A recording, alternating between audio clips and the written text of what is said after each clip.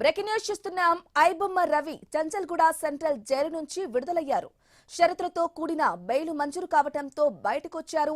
Court విధించిన పలు షరతులను అనుసరించాలనే నిబంధనతో బెయిల్ లభించింది.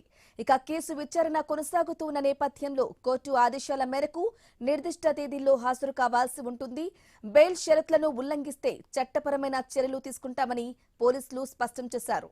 ఇక పాస్పోర్ట్ ను స్వాధీనం చేయాలని, పోలీసుల ఎదుట హాజరు కావాలని, దర్యాప్తుకు పూర్తిగా సహకరించాలని, ఇంటర్నెట్ ఉపయోగించవద్దని, దేశం విడిచి వెళ్లొద్దని, పోలీసుల ముందస్తు అనుమతి తప్పనిసరి చేస్తూ న్యాయస్థానం షరతులతో కూడిన బెయిల్ మంజూరు చేసింది.